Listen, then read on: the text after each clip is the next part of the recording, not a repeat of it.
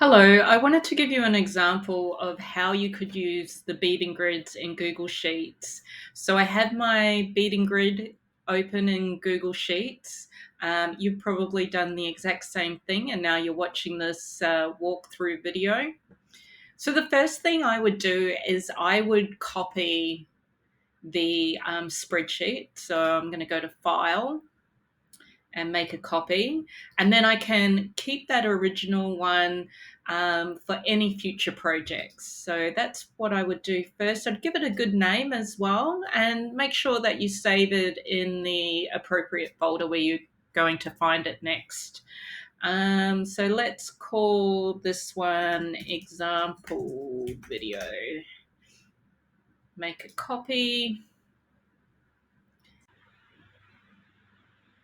Okay, so now we have our new spreadsheet open. This is the one that we can start to work on. So you'll notice that if you look up here in the zoom tool that I'm at 100%. Now for my computer, that works quite well for this particular page. Some of the other pages I might need to adjust that zoom setting. Depending on your screen, you might need to go up or down, or depending on your preference. But it works quite well for this page. But we're going to look at a grid page next. And you can see I've got a few here. Now, you might have purchased the bundle or you might have purchased the single. So you might not see all of these if you've purchased the single. Now I'm just going to click through to show you what these look like first. So the first one is the square stitch or fringe. And you can see that here we've got the 1 drop brick stitch, 2 drops, 3 drops, 2 plus 1, and also the 3 plus 1 plus 2. So it's a mix. So I'm going to go back to the square stitch. And so to start off with, you might want to zoom out a bit. So I'm going to take it to 90% for my screen. And you can start to see the color legend at the side here. Now, if you're only needing a one-off sheet, you might not need to do this next step. However, if you want to collate a few patterns on the one Google sheet, you might want to duplicate this tab. So to do that, I right-click and duplicate. So now I have a copy of that spreadsheet or beading grid. So I'm going to rename that as well. And you might want to, depending on the project you're making, earrings for Sue. You can rename it like so. So here's the cool part.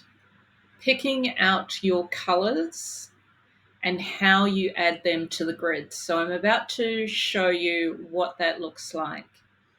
So first of all, I've used conditional formatting rules in order to choose the colors.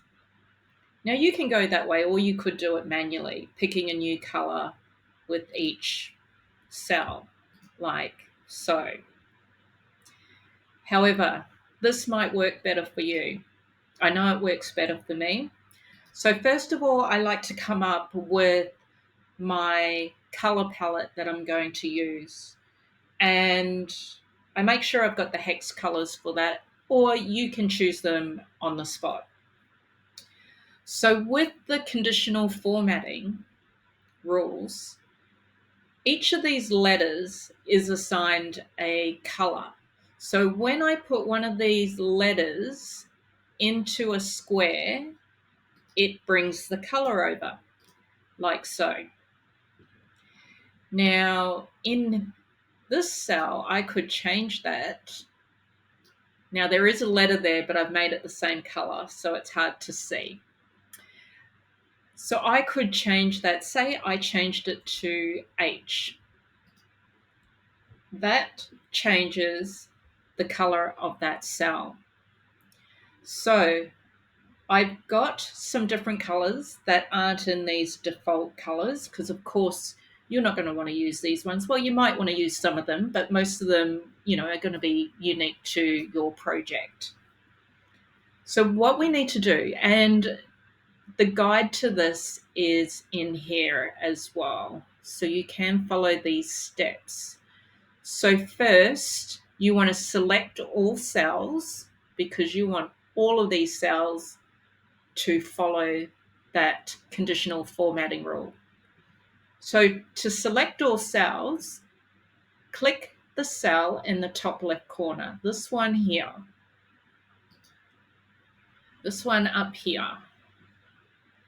And from there, you then want to click on conditional formatting. So I right click on that cell and select conditional formatting. Now you can see the rules that I've set up by default. You can change those. So I have some colors that I wish to use, so I'm just going to apply them now. And you can see how I do this. So I've clicked on that rule, I've clicked on that fill color tool, and then I want to click on this plus symbol down here, or you could be clicking one of these depending on what you're after. But I want a custom color, so I'm going to click add a custom color, and then my custom color is going to be D8E5F7.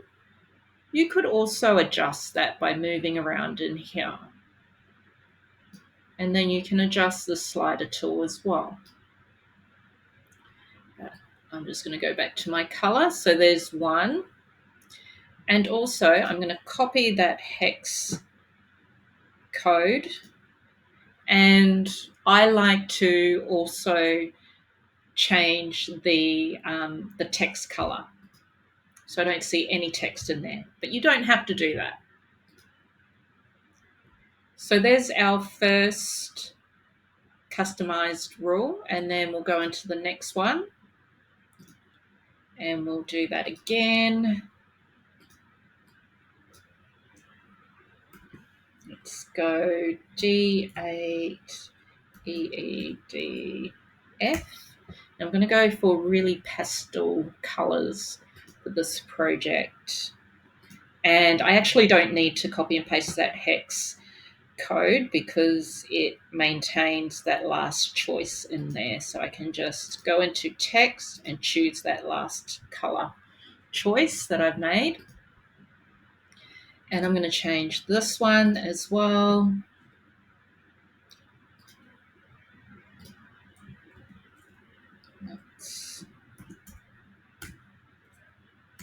Don't forget to put the little hash pound symbol in front.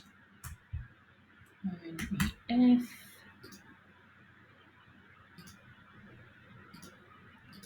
I've got that one.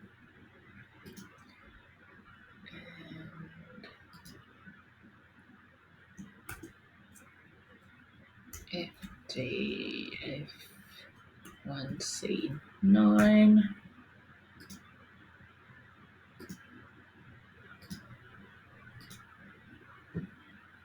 And then my last one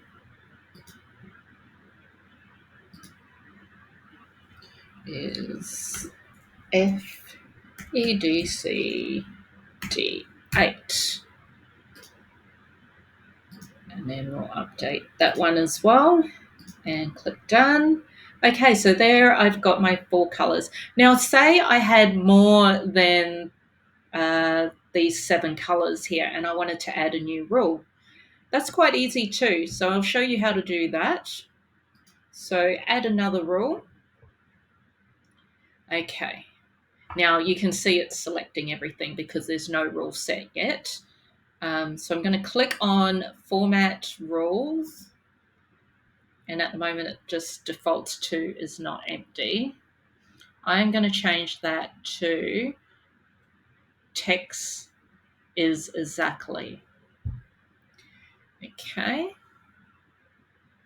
And what I want that text to be is, I'm not sure where we were at that alphabet, but it would be the next letter. I'm just going to do Z as just for example's sake. And then like I said, I like to change that text color to that same color as well. And I'm happy with that green. We'll just go with that and click done.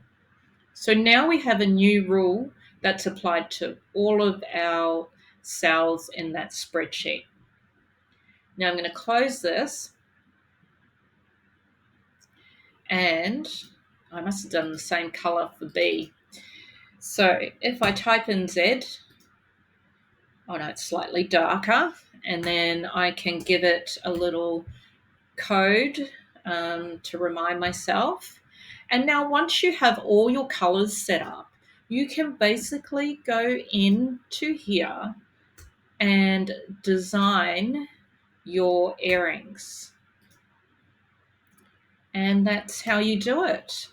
So happy beading and creating, and I look forward to seeing all your wonderful designs. So this is just another way that we can create beading patterns using grids. I also have PDF versions of these grids as well, which you can find on my Etsy store.